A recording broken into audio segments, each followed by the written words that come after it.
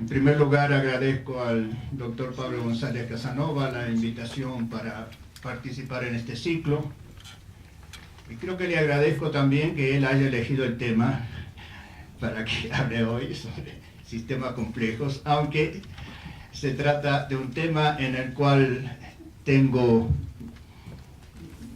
trabajado unos cuantos años y he llegado a conclusiones bastante heterodoxas, y espero que pueda decir cosas que escandalicen suficientemente como para provocar una discusión, que es lo importante en estas reuniones.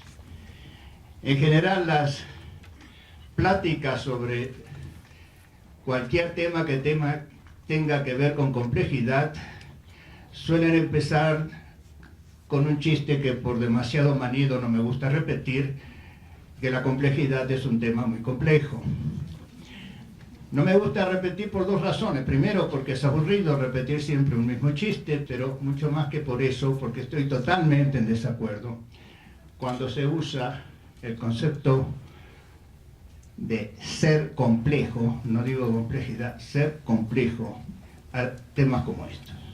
El tema de complejidad puede ser complicado, puede ser confuso, pero no lo llamo complejo. Muchas veces he protestado por el abuso de la palabra complejidad y entonces me piden que defina complejidad. Mi contestación es que yo no defino complejidad. Hablo de complejidad, la uso, pero no la defino. Y esto no es una inconsecuencia, por el contrario, a mí me sorprende siempre cada vez que sobre estas temáticas, muchas de ellas que parecen nuevas, se empieza por las definiciones. La razón fundamental que tengo es de orden epistemológico.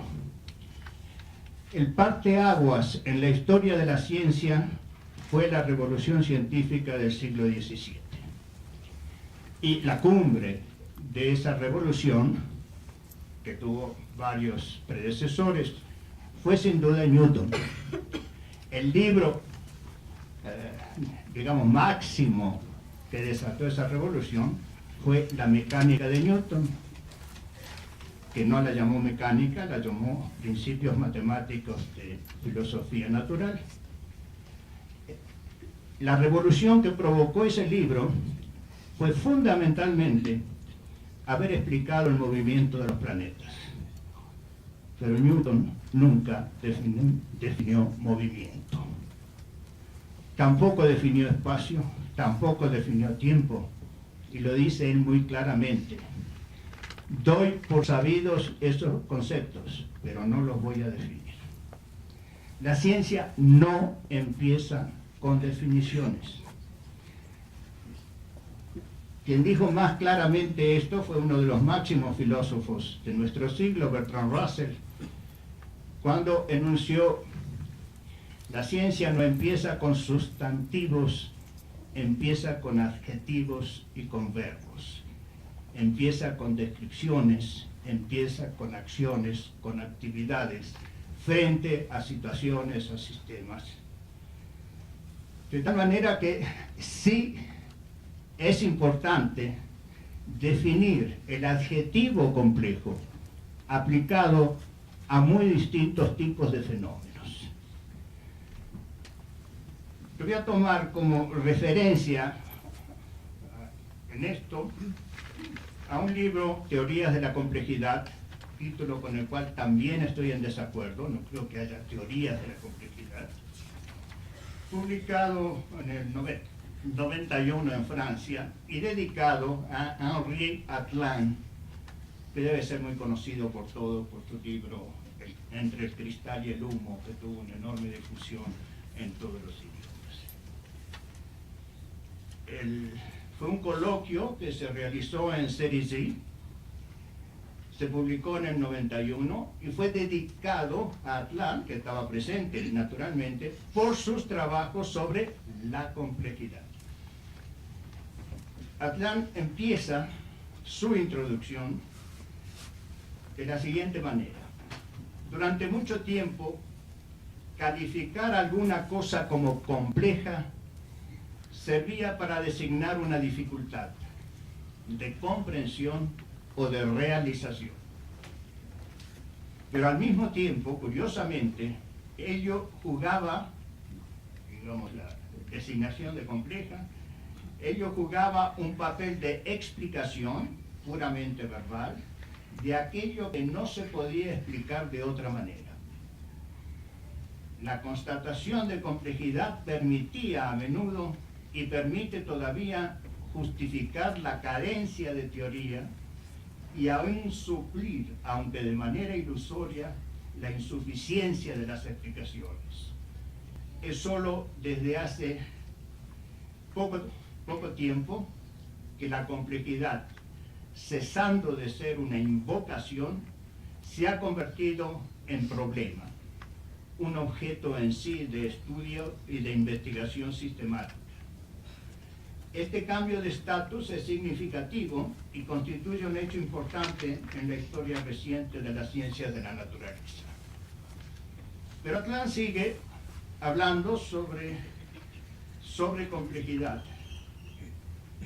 y llega a una conclusión con la cual voy a disentir, en donde dice, se pregunta él mismo, ¿qué quieren decir los atributos de organizado y complejo cuando se aplica a los fenómenos naturales? Y él mismo contesta. Hemos encontrado tres nociones diferentes de complejidad. Dos de ellas son formalizadas y designan: una, la dificultad para que una máquina programada pueda llevar a cabo una tarea, y otra, la incertidumbre probabilística sobre una estructura observada. La tercera designa una intuición, subrayo, una intuición no cuantificada sobre nuestra dificultad de comprender una exposición, una idea. Atlan resume aquí una actitud que es muy frecuente. Hay una cantidad de institutos sobre complejidad, hay una cantidad de investigaciones, y es muy correcto lo que dice, que las dos nociones que predominan son la noción referida, lo voy a decir en otros términos, a ecuaciones dinámicas que hacen uso y abuso de la computadora, y otra a una concepción probabilística que, en resumen, se refiere a la teoría de la información. Ese es un tema para extenderse mucho, pero no es el centro de lo que me han pedido decir hoy. Quiero significar solamente que ese enorme uso de ecuaciones dinámicas o de teoría de la información significa restringir el estudio de fenómenos complejos a lo que es matematizable. Más aún, no solo a lo que es matematizable, a lo que es traducible en una parte muy restringida de la matemática, fundamentalmente ecuaciones dinámicas. La protesta mía, que hago pública aquí, es que la mayor parte de los graves problemas que afectan a la humanidad hoy, fundamentalmente las ciencias sociales, en la economía, en la política, que son fenómenos, voy a usar la palabra y después tratar de calificarla, fenómenos de enorme complejidad, quedan totalmente fuera de estos intentos de reducir el tema a lo que es matematizable. Aclaro que yo no soy adversario de las matemáticas, vengo de la física y de la matemática. Aclaro que no soy contrario a la computadora. Yo soy un hombre muy viejo, como estudiante en la Universidad de California, usé la primera computadora electrónica que llegó a la costa del Pacífico, de tal manera que desde el comienzo de la computadora he estado con ella. Pero precisamente puedo hablar porque, como decía el poeta, conozco al monstruo porque vengo de sus entrañas. El problema es qué podemos matematizar, qué es matematizable y qué queda fuera de las matematizaciones. Como he dicho, hay muchas maneras de hablar de complejidad. Lo común es, una vez que ha matematizado uno un tema, se define un cierto algoritmo que se pone en la computadora. La complejidad del problema se transfiere a la complejidad del algoritmo. Del algoritmo, esto es complejo también. Complicado. Del algoritmo que define, que ha matematizado ese problema, y la complejidad del algoritmo se mide por el tiempo de una computadora, que es una computadora estándar. Cuando más tiempo necesita para computar ese algoritmo, más complejo es el problema. La complejidad queda muy restringida a eso. El enorme Instituto de Santa Fe dedicado a la complejidad y ha congregado muchísimos premios Nobel y donde han salido trabajos extraordinariamente importantes. Esto no va en detrimento de la enorme importancia de esos trabajos.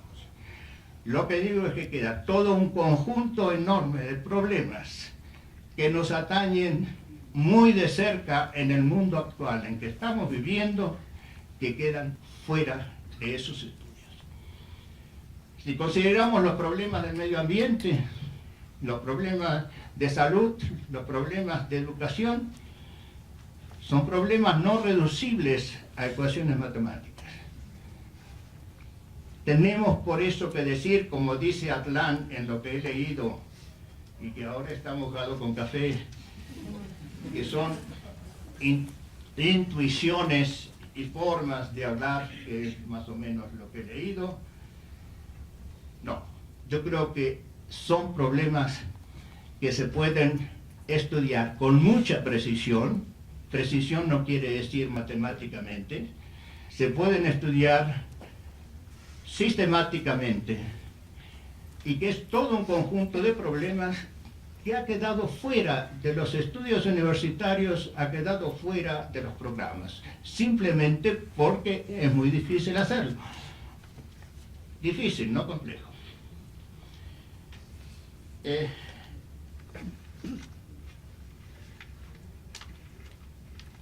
El conjunto de situaciones y fenómenos a que me he referido, la salud, la educación, los sistemas ambientales, etc., constituyen ejemplos solamente de lo que llamamos sistemas complejos. ¿En qué consiste un sistema complejo? Voy a dar una definición más o menos provisoria.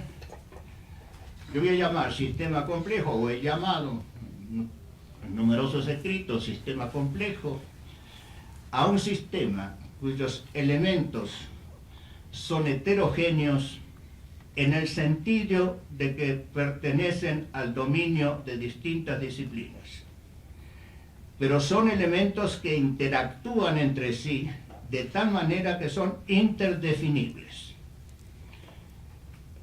Para precisar eso, voy a tomar una clasificación que hizo Herbert Simon, premio Nobel de Economía, pero que ha incursionado en montones de disciplinas, que creo que con mucha precisión divide a los sistemas en sistemas descomponibles y sistemas no descomponibles.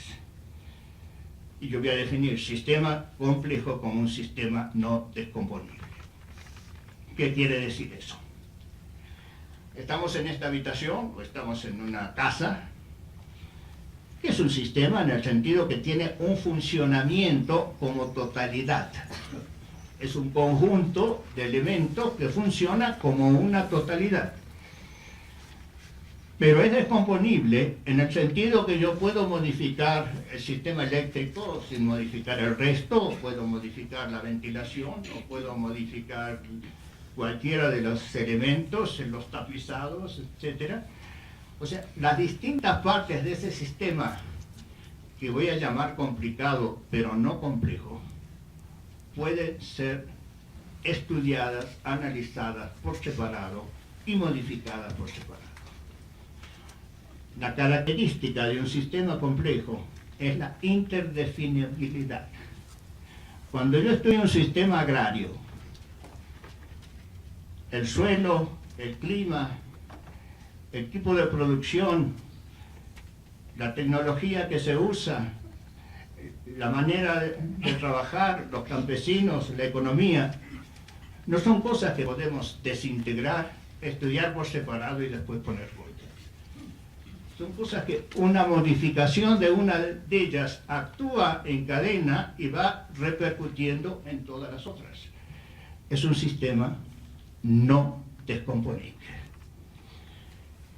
Y un sistema no descomponible tiene sus maneras de ser estudiado. El problema que presenta, a mi juicio, la complejidad de un sistema es cómo estudiarlo. Y la manera de estudiarlo es la investigación interdisciplinaria.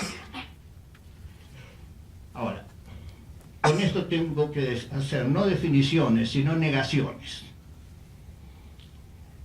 No todo conjunto de elementos es un sistema. No todo sistema de elementos heterogéneos es un sistema complejo. No todo estudio de las partes de un sistema, de conjuntos de partes de un sistema, es un estudio interdisciplinario. No todo equipo de especialistas de distintas disciplinas reunidos a discutir un tema es un equipo interdisciplinario. La interdisciplina no es pluridisciplina, no es multidisciplina, es una forma de trabajar. ¿Por qué es una forma de trabajar? Me voy a extender luego, pero ahora voy a hacer una caracterización muy simple. Es una forma de trabajar que significa que una misma problemática es analizada desde distintos ángulos, pero no separadamente. Porque la visión que tiene cada especialista o interactúa con el resto de equipos o va a tener una visión totalmente parcializada. Yo siempre insisto en que la interdisciplina empieza en un equipo cuando un miembro de una especialidad es capaz de hacerle preguntas a otro miembro del equipo de otra especialidad que él mismo no se ha formulado. Y esto que estoy diciendo no es una especulación, es producto de una experiencia. En mi experiencia de muchos años de analizar sistemas ambientales, el ejemplo que he trabajado más en muchos años es el de sistemas agrarios, la relación sociedad-naturaleza. Como ejemplo de esta metodología, no porque realmente yo sea agrarista o sea economista agrario, pero es un ejemplo muy claro y tenemos muchas investigaciones realizadas en más de 15 años. El ejemplo lo he vivido muchas veces. Yo he podido preguntarle, yo no soy economista, he podido preguntarle a un economista, miembro del equipo, cosas que él no se había preguntado nunca. He podido preguntarle a un sociólogo cosas que él no se había preguntado nunca. Y viceversa. Me han hecho a mí preguntas que yo no me había preguntado. La interdisciplina es una manera de estudiar un sistema complejo. Mi definición de interdisciplina es esa. Por eso el tema es investigación interdisciplinaria de sistemas complejos, que no es investigación disciplinaria y puesto junto con sistemas complejos, es el nombre de apellido de una sola entidad, si ustedes quieren decirlo de esa manera. Ahora, cuando se estudia un sistema de ese tipo, vamos a poner otra vez como ejemplo un sistema agrario, otro ejemplo que hemos estudiado mucho y hay un equipo en la Universidad de Buenos Aires trabajando en eso, el cual yo puse en marcha, es por ejemplo la política científica y tecnológica como sistema complejo. apenas en esa política entra la producción, entra la economía, entra el comercio, entra una cantidad de factores enormes, que es, lo que digo, elementos heterogéneos, porque pertenecen al dominio de distintas disciplinas, pero que actúan de tal manera que son interdefinibles. Quiero hablar un poquito de esta interdefinibilidad antes de seguir adelante. Los primeros trabajos en los cuales me tocó enfrentarme con este tipo de problemáticas fue un pedido que me hicieron hace muchos años, Numa y Ifias, de estudiar los terribles efectos de las sequías que hubo a principios de la década de los 70. Hay varios aquí que me conocen este tema y les pido que me disculpen si ya me han oído hablar de estas cosas. A principios de los años 70 hubo enormes sequías en casi todos los continentes, hubo una mortandad tremenda, hubo una desnutrición muy extendida, sobre todo en el África, en la India, en partes de Latinoamérica. Yo seguía funcionando como meteorólogo en aquella época y climatólogo.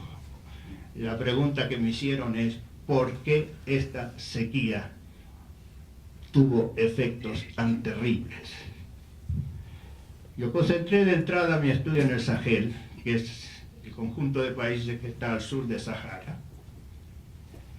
Y realmente me encontré con dos conjuntos de obras que podían constituir dos bibliotecas. Lo que yo llamé, un poco peyorativamente, la biblioteca del establishment, que daba como explicación la sobreexplotación de los recursos, el sobrepastoreo en el Sahel de los seminómanos, la explosión demográfica. Todo eso había significado que una sequía había llegado al borde de la resistencia de esas regiones y había terminado en catástrofe.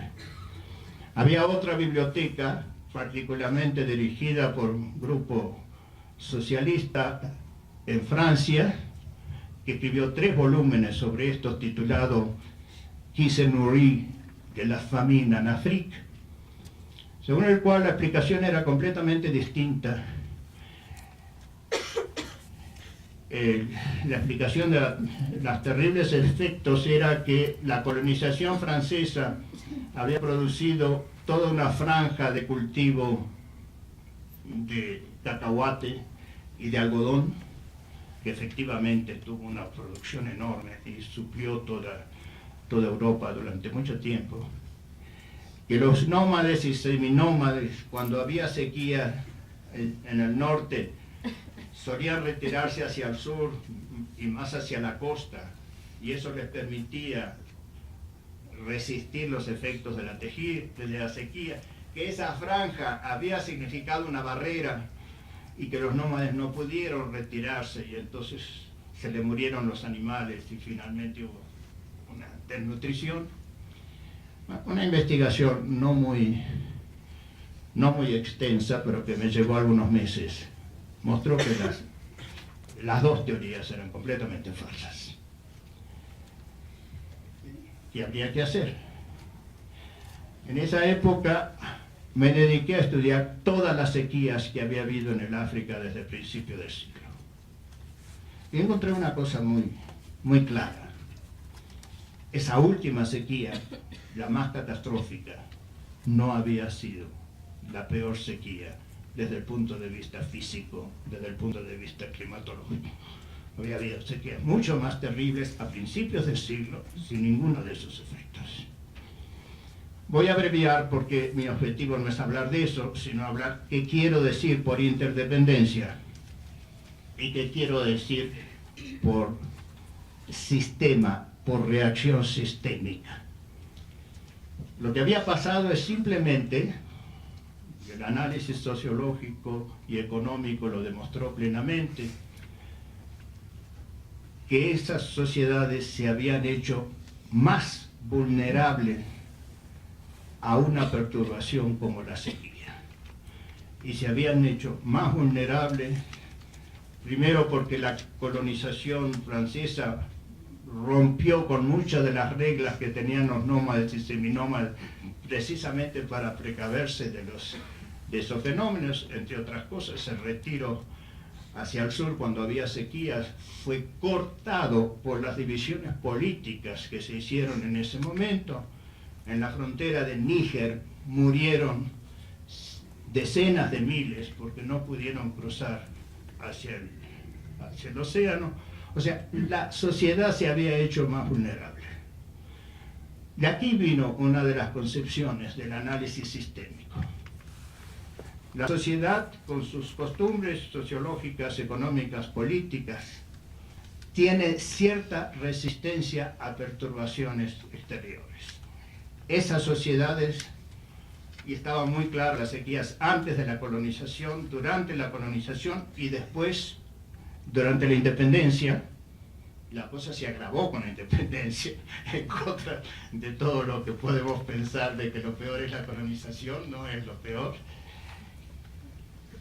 Lo que había ocurrido es que cada uno de esos cambios significó una mayor vulnerabilidad de esos países, de lo que llegaron a ser países, y la vulnerabilidad es una propiedad del sistema, no es una propiedad de parte del sistema, es una propiedad de la estructura del sistema, del conjunto de relaciones de esos elementos heterogéneos.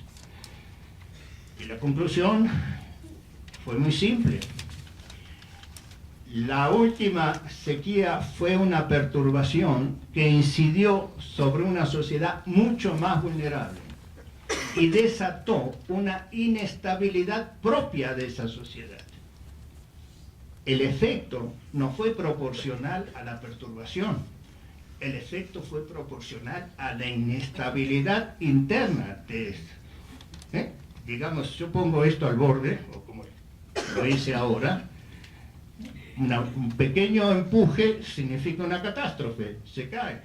Esa catástrofe no es proporcional a mi empuje, es proporcional al sistema inestable que está ahí y una perturbación los quita del equilibrio.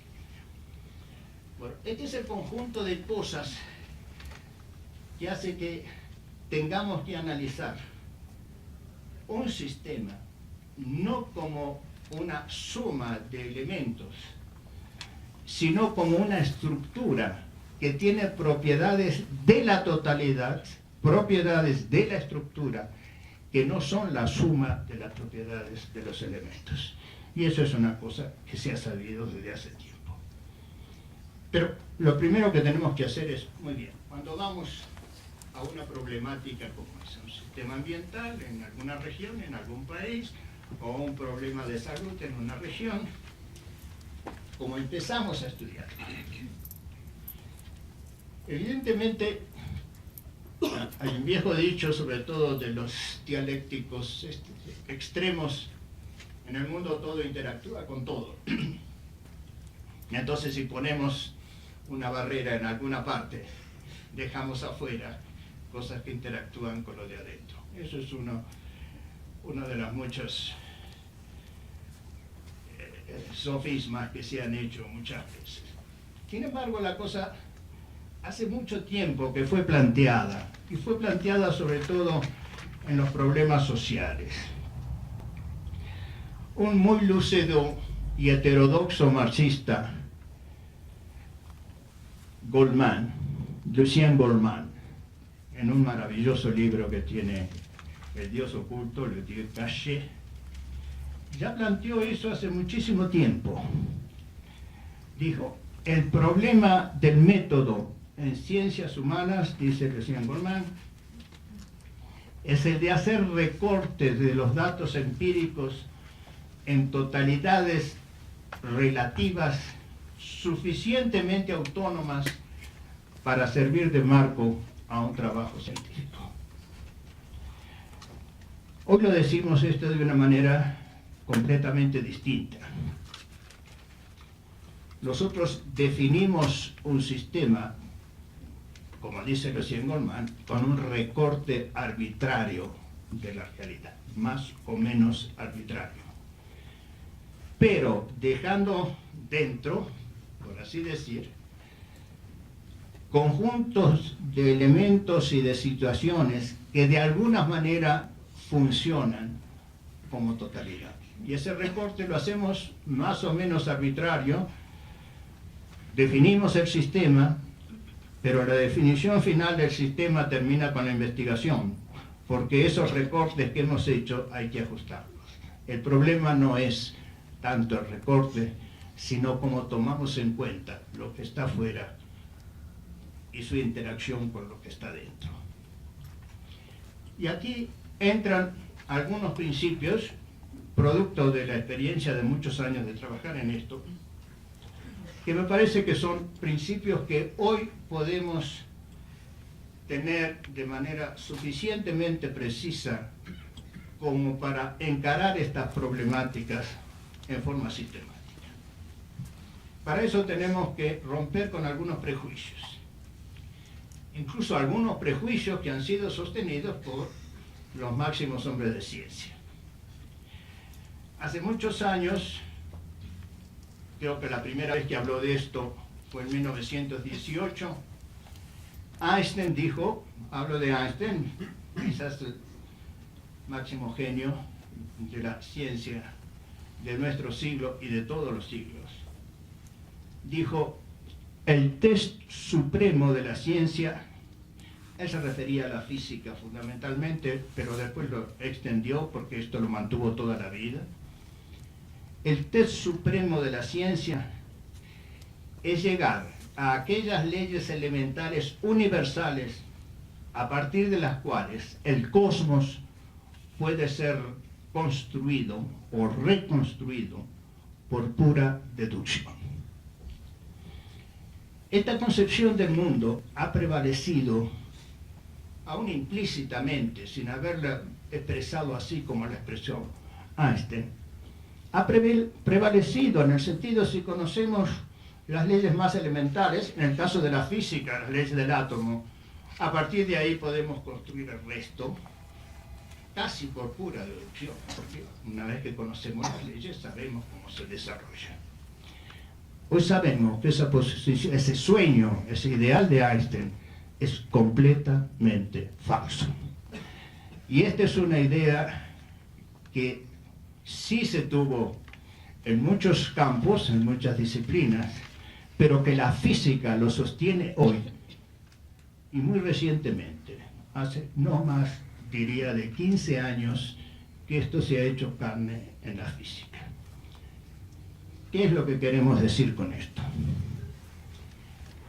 Que el mundo, el universo físico, y con mayor razón, a fortiori, como dicen los lastinistas, creo que en la sociedad, en las ciencias sociales, no es una cosa homogénea de leyes que se van desarrollando.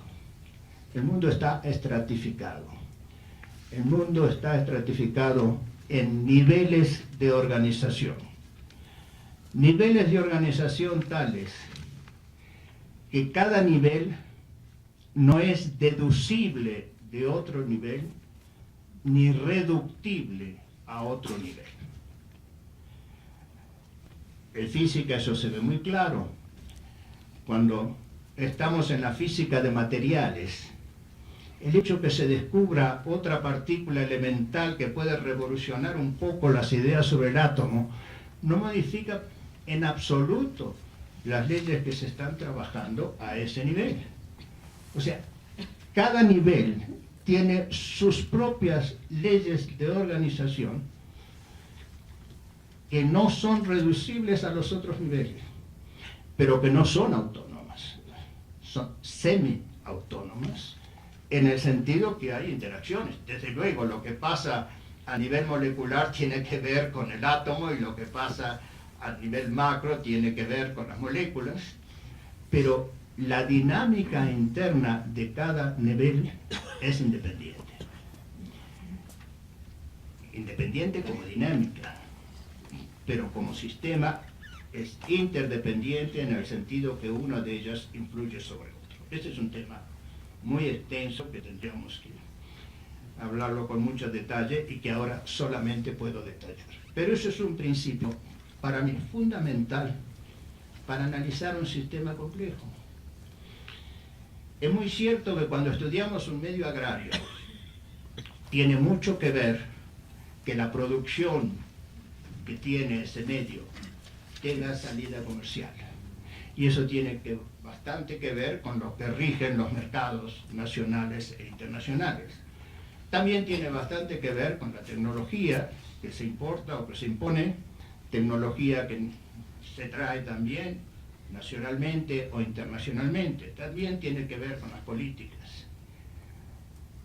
Lo que este principio de estratificación nos dice hoy claramente es que si juntamos todos esos datos, si estamos analizando un cierto nivel y le metemos en la computadora, claro está, que vivimos en la era computadora, los datos de otro nivel, no estamos agregando información, estamos introduciendo ruido. ¿Por qué? Porque los datos de otro nivel corresponden a dinámicas distintas y a actores distintos, cuyos efectos sí actúan sobre el nivel inferior, por así decirlo, sobre otro nivel, pero cuyas dinámicas no están interrelacionadas, sino a través de mediaciones muy grandes. Esto permite encarar este tipo de sistemas complejos, sociales, económicos, políticos, con una metodología que ordena la investigación de una manera diferente. En el caso de los sistemas agrarios, nosotros hemos dividido en niveles, un nivel que corresponde a lo que pasa en el terreno, con la producción, con el campesino, con la tecnología, y otros niveles superiores que son sobre lo que diseñan, por así decir, y lo que imponen o transmiten la tecnología, las políticas, las condiciones económicas, etc. Estudiar juntos esos niveles significa meter ruido, mostrar la estratificación de esos niveles y mostrar las interacciones entre esos niveles, permite ordenar el sistema de una manera completamente distinta. Acá hay algunos otros principios que voy a enunciar simplemente, porque este es un tema para un largo seminario, no solo para una plática.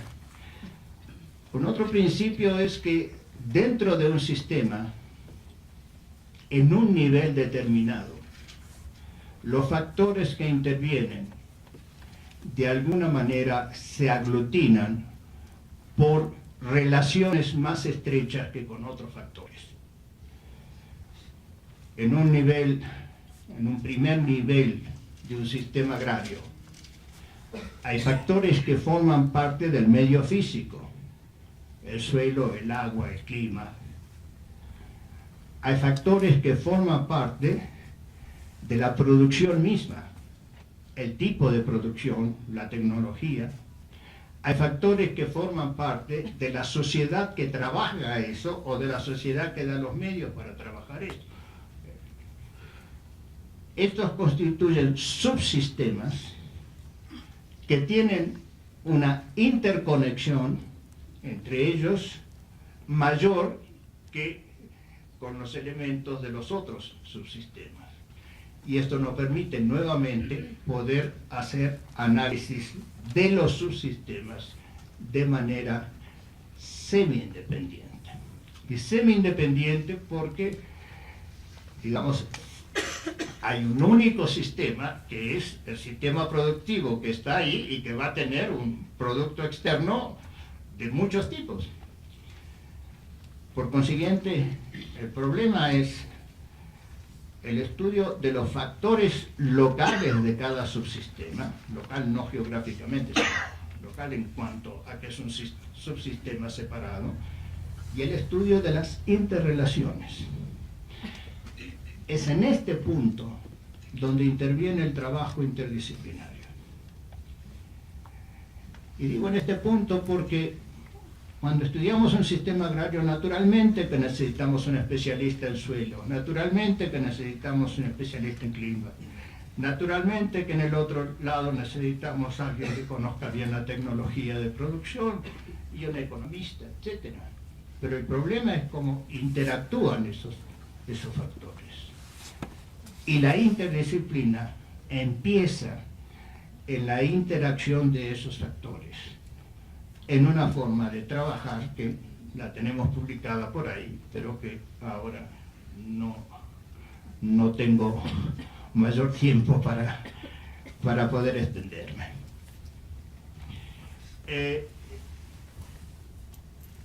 En este sentido, hay algunos principios que se enunciaron por pura intuición en otras épocas, sobre todo al nivel de quienes como Lucien Goldman han estudiado estos problemas desde un punto de vista más social y socioeconómico. Hay un principio que se enuncia, un principio de totalidad, que dice, la totalidad influye sobre las partes. Bueno, eso nunca se explicó mucho, qué quiere decir que la totalidad modifica las partes. Pero para nosotros resulta perfectamente claro. En la medida que un sistema actúa como una estructura interconectada, y acá me remito al ejemplo que di de la sequía como perturbación del sistema Sahel. Esa perturbación va a incidir sobre algunos de los elementos del sistema, pero la interconexión entre ellos es tal que repercute sobre todos los otros. O sea, una modificación de la totalidad, por usar el lenguaje clásico, determina una modificación de las partes. Esto va contra el atomismo, en el sentido que la totalidad está determinada por la suma de las partes. El atomismo en esto desaparece por completo, y el atomismo es una de las ideologías, yo diría, que más ha prevalecido en nuestra ciencia y que ha influido especialmente en algunas de ellas, pero en general en todas. Voy a dar un ejemplo, si me permiten un paréntesis. La lógica que se enseña hoy en las escuelas, en las universidades, que empieza por el cálculo proposicional, sigue por los cuantificadores, por las clases, por las relaciones, es producto de una filosofía atomista. Y la prueba está que a las proposiciones elementales se les llamó atómicas y a las proposiciones que se hacen con conectivos se les llamó moleculares. Y esa lógica tiene restricciones muy grandes, conduce a paradojas que siempre hay que subsanar por algún lado, pero es producto de una ideología atomística que prevaleció sobre todo a principios en el primer tercio de este siglo, pero que permeó la filosofía y también la ciencia. El atomismo, que consiste en decir que en el universo es a partir de elementos que se van combinando y que finalmente constituyen una totalidad, hoy sabemos que eso es falso. Se forman totalidades que se van diferenciando, se vuelven a integrar, se van diferenciando. Es un juego de diferenciaciones e integraciones que alguna vez me gustaría ponerlo con cierto detalle, porque prácticamente es la dinámica de todos los sistemas. ¿Tengo algunos minutos más?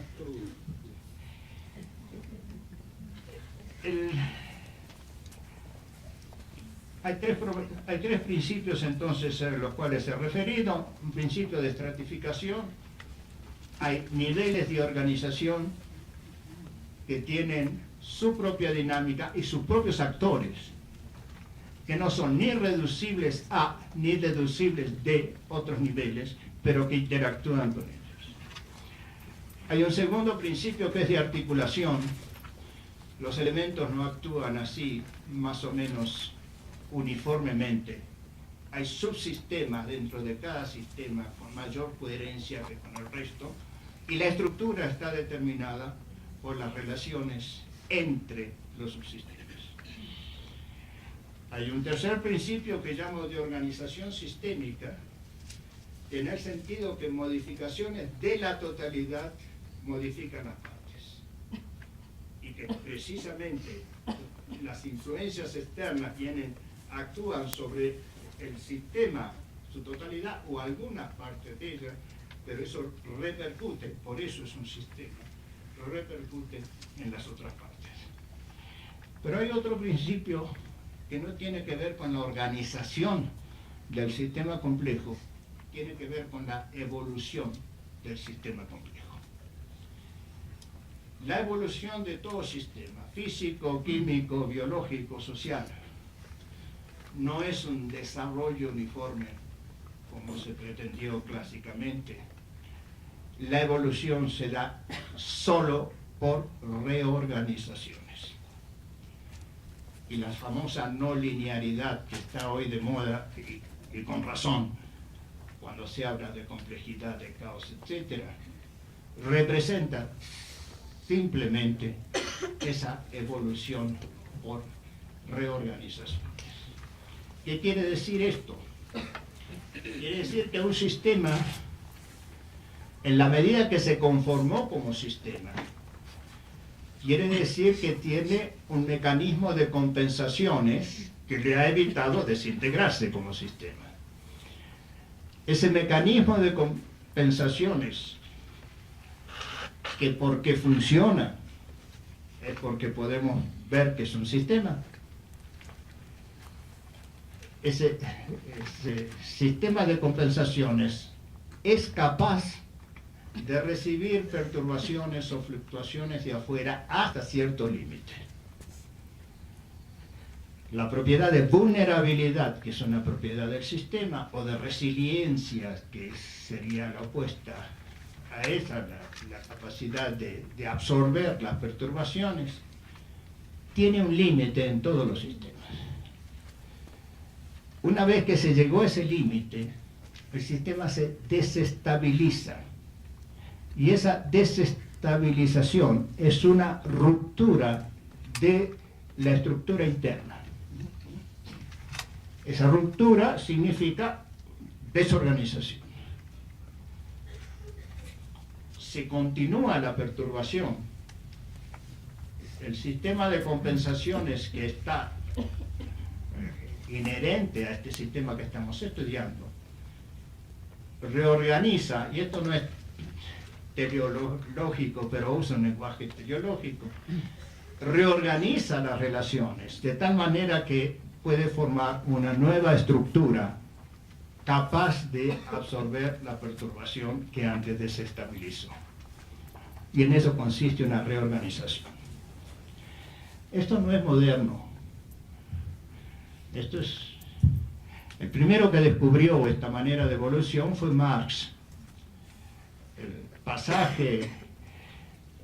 Los sucesivos pasajes del sistema hasta llegar al capitalismo son sucesivas reorganizaciones producto de inestabilidades del sistema anterior. El segundo que descubrió esto fue Piaget.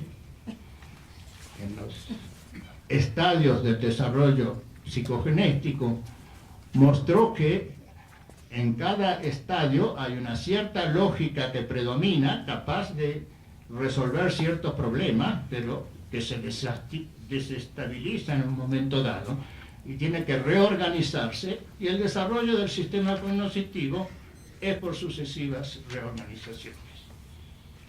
Quizás la ley más universal que exista, si la queremos llamar ley, es que toda evolución no se produce por desarrollo paulatino. En etapas sí, naturalmente, que hay desarrollo, pero en los grandes periodos de evolución son sucesivas reorganizaciones. Y cuando se puede matematizar, se traduce en puntos de bifurcación o puntos de ramificación, en los cuales aparecen nuevas estructuras o nuevos caminos posibles para el sistema. Tengo que terminar pronto, voy a referirme a un solo tema. El analizar un sistema complejo como sistema, con sus interconexiones, con la necesidad de prestar atención simultáneamente a la totalidad cómo funciona y a las partes cómo se adaptan o no se adaptan a ese funcionamiento, implica una reconsideración de muchas de las nociones básicas que un poco desaprensivamente se usan en ciencia. Y voy a referirme a una sola, aunque hay varias que sería interesante analizar, que es el problema de la causalidad. Está perfectamente claro que cuando en un sistema hay un cambio de funcionamiento porque la estructura ha cambiado, no podemos identificar la causa. No es una causa particular. Tampoco lo que suele hacerse hablar de multicausas, en el sentido son varias causas que sumadas dan por resultado eso. Tampoco da eso, porque el sistema de interacciones es tal que no son identificables las causas. Ahora, repensar la causalidad desde aquí significa diferenciar lo que son simples relaciones causales de lo que es una explicación causal. Y la explicación causal supera simples relaciones. Sobre las relaciones causales, Hume dijo todo lo que se podía decir cuando mostró que efectivamente la relación causal, la simple relación causa-efecto, es una descripción que de alguna manera se refiere a una repetición de hechos que se ha dado en el pasado y no sabemos si sigue, etcétera, etcétera. Una explicación causal es otra cosa. Una explicación causal significa tener una teoría no necesariamente formalizada, no necesariamente explicitada, pero tener una teoría que nos explica cómo una parte de la estructura funciona de tal manera que repercute sobre otra parte. No es la causa y el efecto, son relaciones estructurales las que entran en juego. Y la explicación está en una teoría de ese funcionamiento, no en la naturaleza, que es donde ocurren las cosas. Nosotros atribuimos a la naturaleza lo que nuestra teoría señala como relaciones dentro de una estructura. Y eso decía, esto funciona así, y decimos, entonces en la naturaleza ocurre realmente eso.